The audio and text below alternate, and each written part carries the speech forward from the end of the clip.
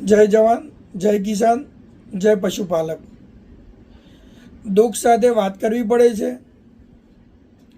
વડીલો કહેતા, ઘરમાં દૂધ ઢોળાય તો અપશુકન માનતા। જ્યારે આજે એવી પરિસ્થિતિ આવી, બહેનો આટલી મહેનત કર્યા પછી પણ જો રસ્તા ઉપર દૂધ ઢોળવાનો જો વારો આવતો હોય તો ક્યારે આવ્યો હોય? આ બાબતે સાબર ડેરીના ડિરેક્ટરોએ, ચેરમેને ગંભીરતાથી નોંધ લેવાની જરૂર છે અને યોગ્ય પશુપાલકોને વળતર મળે એ માટે યોગ્ય નિર્ણય લેવાની જરૂર છે। જ્યારે સાબરકોટા હોય, અરવલ્લી હોય, બનાસ ડેરી હોય, ત્યાંથી જો દૂધ લાવવું પડતું હોય અને પોલીસ પ્રોટેક્શનથી જો લાવવું પડતું હોય તો એનાથી કોઈ મોટી દુઃખનીય વાત નથી।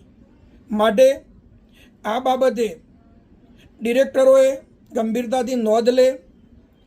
ખેડૂતો એવું વિચારતા ખેતીમાં નુકસાન પડતું, તેમને વિચાર્યું કે પશુપાલનનો ધંધો કરીએ, તો જોડે પશુપાલનનો ધંધો વધાર્યો। વધારા બાદ જો જે દર સાલ વધારો મળતો હતો એનાથી આ સાલ જો 50% વધારો થઈ જાય તો પશુપાલકો સહન કઈ રીતે કરી શકે? જો 400 મંડળીઓમાં જો સ્થાનિક જો વધારો 10%, 12%, 13%, 14% સુધી જો વધારો સ્થાનિક ડેરીઓ જો આપી શકતી હોય ફક્ત દૂધ ઉપર, તો સાબર ડેરીની તો પ્રોડક્ટો એટલી છે તો એના ઉપર તો એના વધુ નફો મળવો જોઈએ। તો એ જગ્યાએ એનો નફો ઘટતો જાય તો પશુપાલકો સહન કઈ રીતે કરી શકે? જો આમને આમ ચાલે તો ખેડૂતોએ આત્મહત્યા કરવાનો જો વારો આવી રહ્યો છે, એ પરિસ્થિતિમાં પશુપાલકોએ પણ આત્મહત્યા કરવાનો વારો આવે તો આવું કોઈ અઘટિત ઘટના ન બને એ માટે સાબર ડેરીના ડિરેક્ટરોએ, ચેરમેન, કારોબારીએ સૌએ મળી એનો યોગ્ય નિર્ણય લઈ જે ગઈ સાલ ભાવ વધારો મળ્યો હતો એ પ્રમાણે ભાવ વધારો મળે। સાબરદાણનો ભાવ તો સાબરદાણનો ભાવ યોગ્ય એ સ્થાયી નક્કી કરીને જળવાઈ રહે। આ બાબતે સાબર ડેરીના ડિરેક્ટરોએ, ચેરમેને બધાએ મળી અને એનો યોગ્ય નિર્ણય લઈ અને જો પશુપાલકોને યોગ્ય જો જવાબ અને યોગ્ય જો વળતર મળશે તો દૂધ સતત ઢોળવાનો વારો નહીં આવે અને ઢોળી અને અમારા માટે યા તો તમારા માટે બધા માટે પણ જો દૂધ રસ્તા ઉપર ઢોળાય અપશુકન છે, એ યોગ્ય નથી।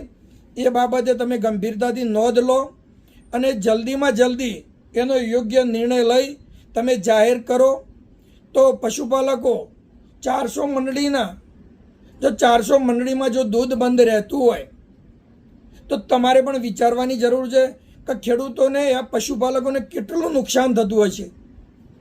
સાબર ડેરીને જો નુકસાન થતું હોય તો ખેડૂતોને આ પશુપાલકોને અત્યારે કેટલું નુકસાન થતું હોય।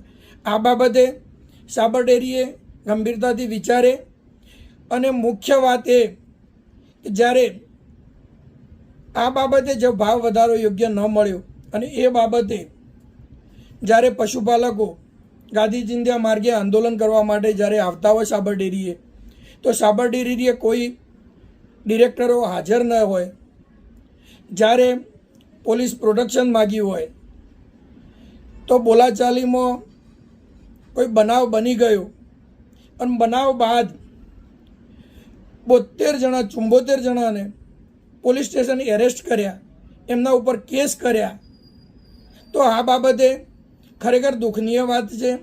એનાથી વધુ દુઃખનીય વાત જ્યારે અશોકભાઈને ત્યાં સહન ન થયું હોય અને એ બાબતે જ્યારે એમને દુખાવો ઉપડ્યો, રસ્તામાં ઘરે આવતા હતા અને આવતા એમને હોસ્પિટલ લઈ જવાની જરૂર પડી અને એમનું મૃત્યુ થયું, તો આ બાબતે ખરેખર દુઃખનીય વાત કહેવાય કે સામાન્ય બાબતે જો વિચારી ન શક્યા અને આ બાબતે ભાવ વધારાની બાબતે આટલું આંદોલન કરવું પડે અને લોકોનો જો જીવ જતો હોય તો આ બાબતે ખરેખર દુઃખનીય વાત છે।